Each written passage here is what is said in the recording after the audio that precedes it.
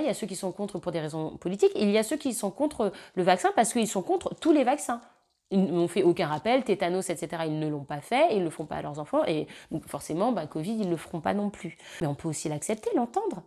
Moi, quand je vois ma fille qui devient presque un démon quand elle se fait vacciner, ça me fend le cœur de maman. Donc je peux comprendre qu'on soit contre cela. Personnellement, j'ai fait tous mes vaccins, je suis à jour. Les vaccins obligatoires pour aller à la maternelle, dans les établissements, etc., je les ai. On peut aussi accepter et s'accepter. Non, mais je vous demande de vous arrêter là, 2 secondes, et de réfléchir. On peut aussi échanger des informations sans se crêper le chignon. Je sais que c'est peut-être un peu utopiste, mais pourquoi on ne pourrait pas discuter? Le propre de la science et les grands progrès scientifiques, humains, technologiques sont venus parce qu'une fois, une personne a dit « Tu crois que c'est impossible? Tu crois qu'il faut faire comme ça? Je vais te prouver que c'est possible, ou moi je vais te prouver qu'on peut faire autrement. » Et des fois, il y a réussi et ça fait une super découverte scientifique et technologique. Et puis des fois, il s'est planté. Peut-être que je me plante, peut-être que vous vous plantez. Et alors, en fait, au final, et alors? Est-ce que c'est grave? Est-ce que c'est une raison pour s'harceler? Est-ce que c'est une raison pour que le gouvernement nous manque ouvertement de respect? Est-ce que c'est une raison, je veux dire, à un moment donné, qu'on soit sérieux ou pas? Alors moi, je vais vous expliquer plus précisément ma position. Donc vous avez bien compris, je ne suis pas contre les vaccins, je suis contre ce vaccin. Pourquoi ce vaccin? Parce que moi, je ne veux pas me faire vacciner tous les 3 mois. Pour moi, un vaccin où tu dois te faire vacciner tous les 3 mois, à un moment donné, c'est qu'il n'est pas suffisamment efficace.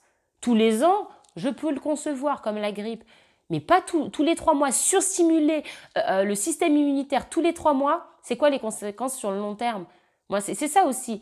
Après, on me dit, oui, mais maintenant, on a du recul. Tu peux plus prendre l'exemple du recul. Ah non, non, non. Mais je me permets de le prendre.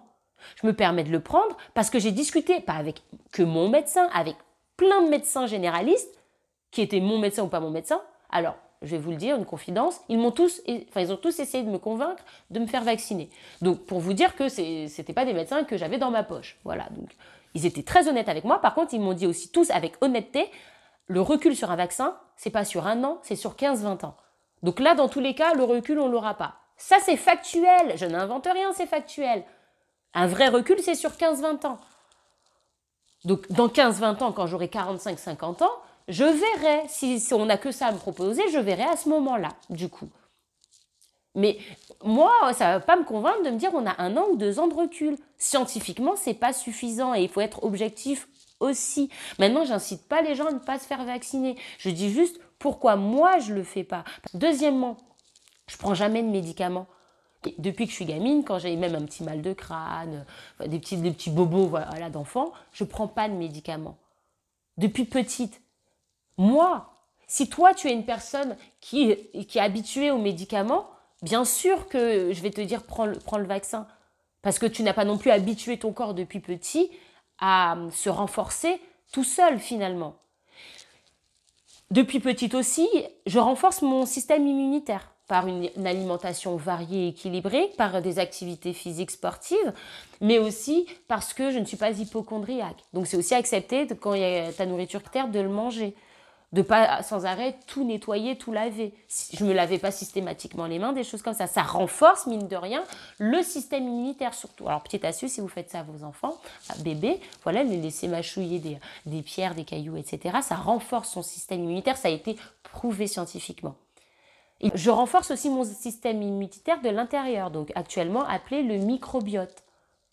Alors, je pourrais vous en parler de comment je le fais. Mais ça, je le fais depuis gamine aussi. J'ai 30 ans, je n'ai pas 70 ans. À partir de 70 ans, on est une personne âgée. Moi, je dirais même à partir de 50 ans, les besoins nutritionnels, ne serait-ce qu'en calcium, augmentent. Notre physiologie change, on vieillit, le corps vieillit.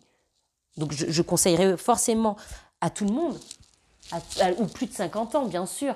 Mais si tu as moins de 50 ans et que tu as l'hygiène de vie que je viens de citer, je ne pense pas que tu dois te faire vacciner. Mais en plus de ça, d'avoir un super système immunitaire. J'ai mon pass sanitaire parce que j'ai eu le Covid en août, donc je l'ai le pass, donc moi je ne suis pas un danger. Malgré ça, je reste isolée, je ne vois plus mes amis, je respecte les gestes barrières, je suis aussi biologiste, il faut savoir que je comprends très très bien comment fonctionne une bactérie, un virus, je respecte tout ça. Est-ce que je suis vraiment un danger? Moi, Je vous parle de moi, je ne dis pas que tous les non-vaccinés font comme moi. Ce serait de la stigmatisation de dire ça. Mais est-ce que moi, je suis un danger? Donc, est-ce que je mérite qu'on me parle comme ça? Et puis finalement, on est tous un petit peu à notre échelle responsables aussi. Alors là, c'est pareil, c'est de la stigmatisation. Il y a forcément des irresponsables dans les non-vaccinés, tout comme il doit y avoir des irresponsables dans les vaccinés. C'est pas parce que tu es vacciné que tu dois plus respecter les gestes barrières. Pourtant, il y en a plein qui ne respectent plus les gestes barrières parce qu'on doit les pointer du doigt aussi. Non, on peut aussi constater en se respectant. S'il vous plaît, une fois de plus, je vous demande d'arrêter tout ça. Arrêtons. Unissons-nous. Mardi 18 janvier, je vous attends. Derrière moi, pour cette lutte. Pour le respect et contre le harcèlement.